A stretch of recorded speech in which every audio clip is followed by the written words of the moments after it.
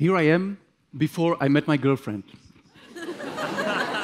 This was 12 years ago in the middle of nowhere, beautiful nowhere, in the Congo, when I was crossing Central Africa on my bicycle and kayak.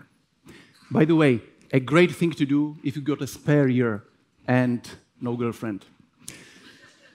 In a remote area in the rainforest, I witnessed flourishing trade, illegal trade in ivory all around me.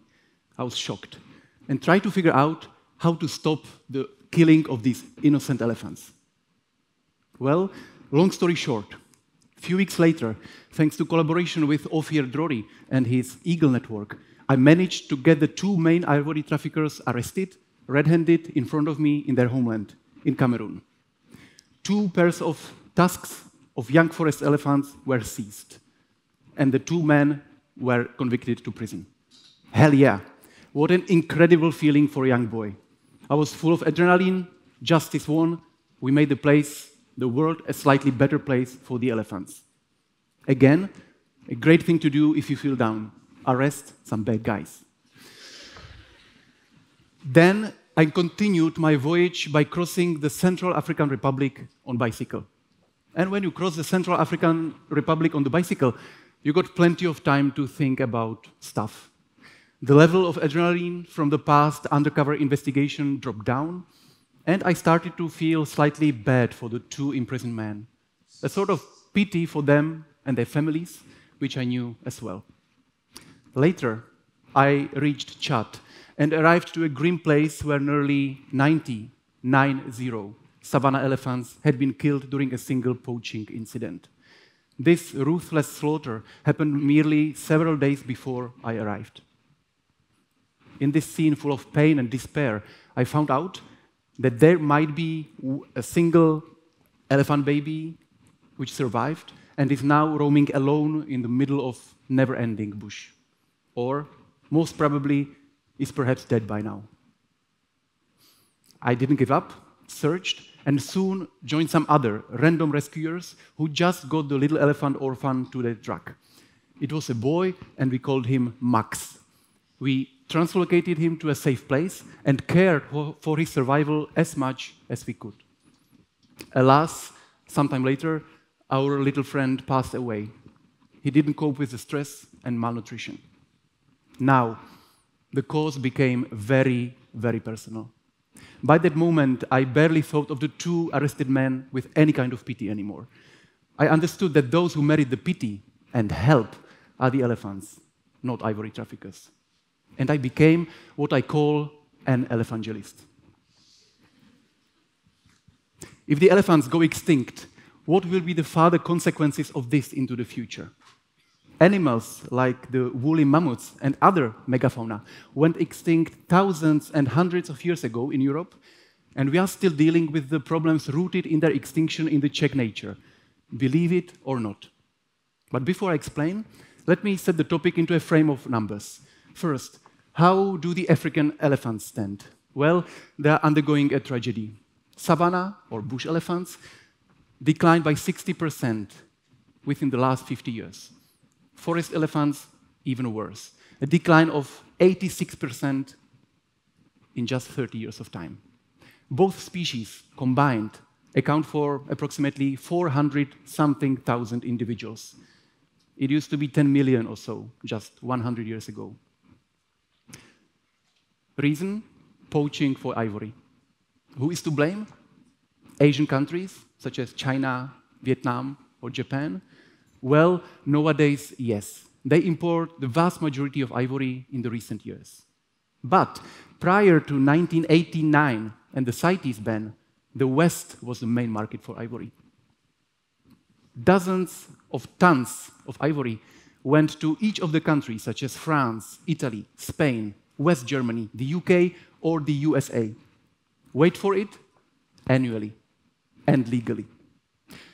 And the elephants are only the tip of the iceberg. Other big mammals, herbivores, carnivores, or even great apes share the same tragic destiny. Voila, our closest relatives, chimpanzees or western lowland gorillas, today still being hunted for bushmeat, to cook a soup and to use their bones in the so-called traditional medicine. On the other hand, let's jump back to Central Europe, to the Czech Republic. We are well over all these terrific issues, right? Well, let me show you how we stand with our wildlife.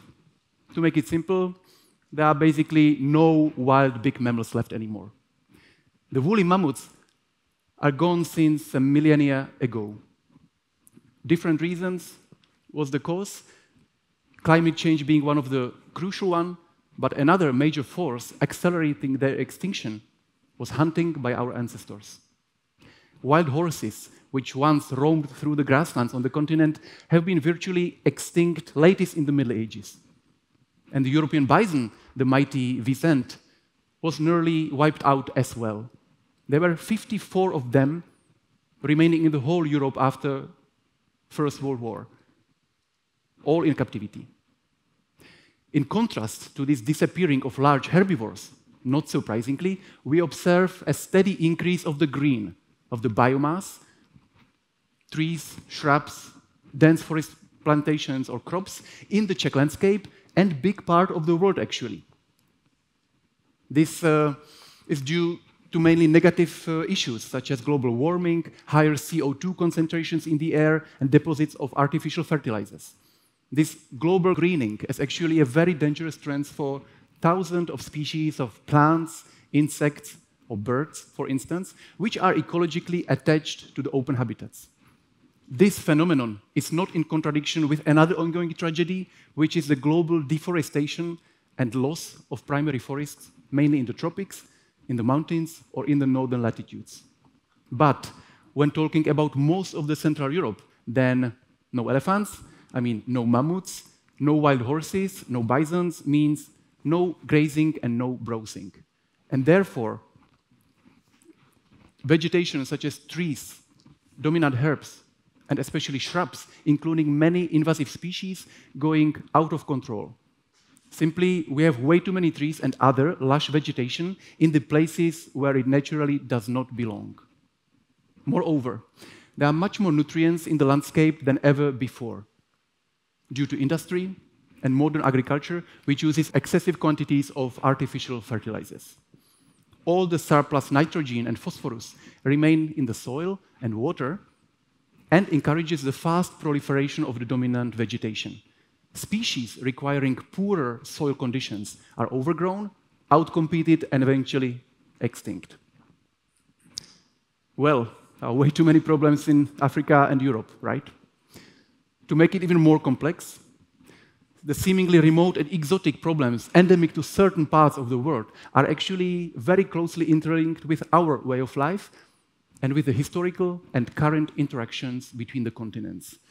All the shocking things, such as ivory trade or great apes being killed for bushmeat, do not occur in vacuum.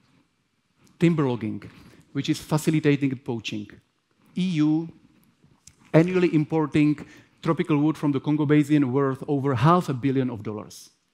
Palm oil plantations, replacing the rainforest worldwide. Europe representing 1/5 of the global import of palm oil. Cocoa and coffee plantations are also a major force responsible for deforestation in the tropics. But do average Africans consume on a daily basis chocolate or double pump, caramel syrup, fluffy foam, whatever, vanilla latte? Nope. I do sometimes. And you do. Buying a golden ring for your fiancé or planning to get a new phone? Well, where do the precious metals and minerals come from? Very probably from Africa. Sometimes from places which used to be wilderness, sometimes from child or slave labor. After 12 years in Central Africa, I recently started to be more involved in the conservation in my native Czech Republic as well, thanks to conservationists Ondřej Sedláček and Pavel Skala. And here I realized the thing. While in Africa we are fighting for the very survival of the elephants and other big mammals, in the Czech nature we are dealing with the dire consequences of the previous extinction of similar big animals. Today, conservationists replace the role of the mammals, of the big mammals, with a chainsaw in the hand. The seemingly destructive role of the big mammals in the landscape is indeed the missing link to the overall biodiversity richness and functioning ecosystems. Destructive is not a good term, actually. Rather disturbing, or I would say shaping roles of the big mammals. Uprooting a tree will not kill the forest, not even uprooting many of them. On the contrary, such a newly created patch will serve as a new niche for species which require such an ever-changing mosaic and ever-changing habitat. Take a look how regular trampling, digging, and uprooting by generations of forest elephants create open spaces in the otherwise dense rainforests, the so-called salines, invaluable for many other species. However, people do not like these unpredictable changes. Not good for planning, not good for uniformity, not good for Excel reports. Now, back to Europe. The mammoths are gone since ages. Most of other big mammals as well. So how come there is still some biodiversity linked to the open spaces left until today? Well, the big mammals are gone, truth, but only partially. The role of the extinct wild mammals have been replaced for many, many millennia until quite recently by the extensive and almost omnipresent use of domestic animals, cattle, horses, goats, and sheep for grazing. Look at this beauty. Africa? No. Netherlands, few centuries ago. The grazing animals were used across the continents and roamed semi-freely through the landscape. Very rarely they were put into some enclosures for the intensive pasture as today.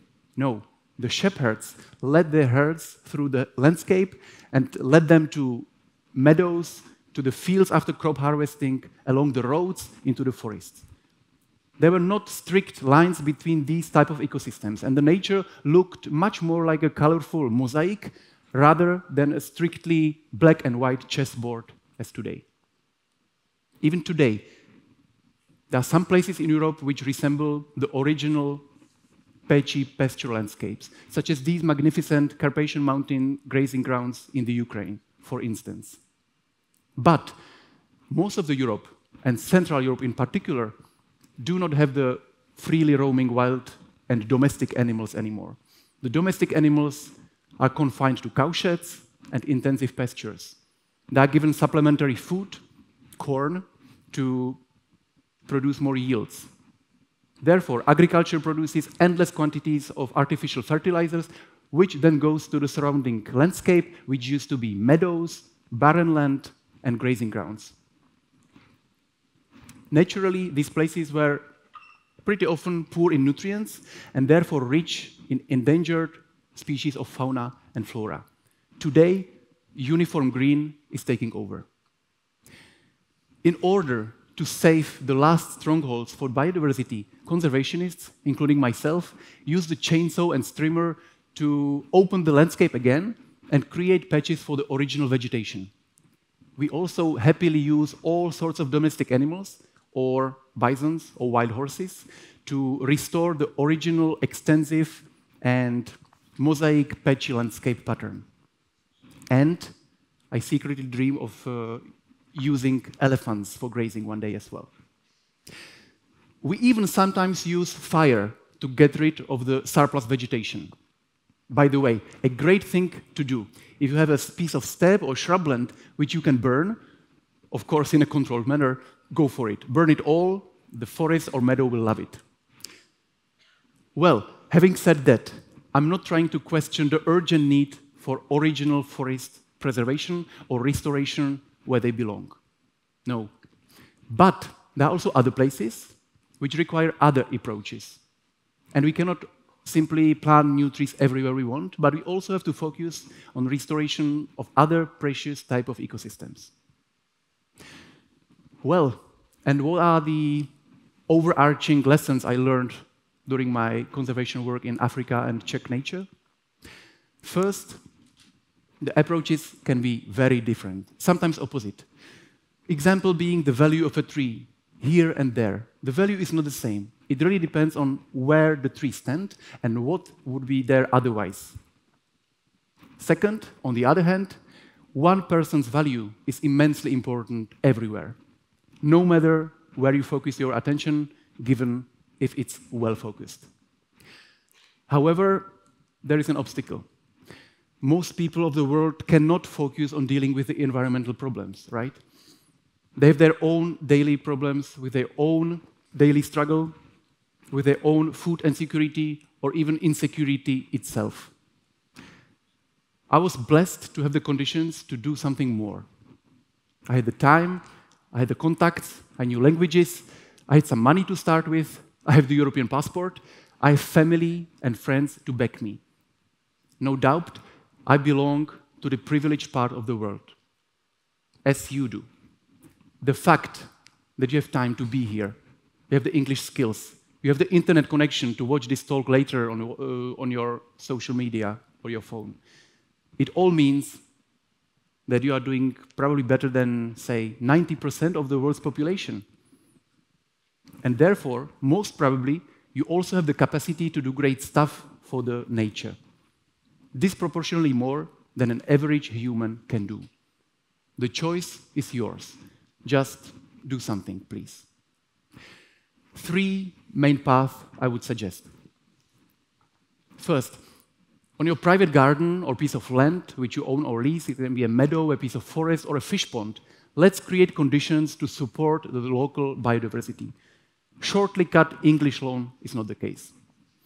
Or you can join groups of conservationists in the landscape around you who work on the daily basis from the spring to winter in order to safeguard the last and most endangered species and landscapes. They need manpower, equipment, marketing, and of course, money. Or you can set out for your own adventure, as I did 12 years ago. In Africa, you can join the fight to assure the long-term survival of the big mammals so that the African continent doesn't have to reach the bottom and lose its native animal residents as Europe did. Africa still has the hope to avoid the repetition of the old mistakes. Of course, we have to get rid of the poaching and wildlife trafficking, but we cannot arrest all the poachers either.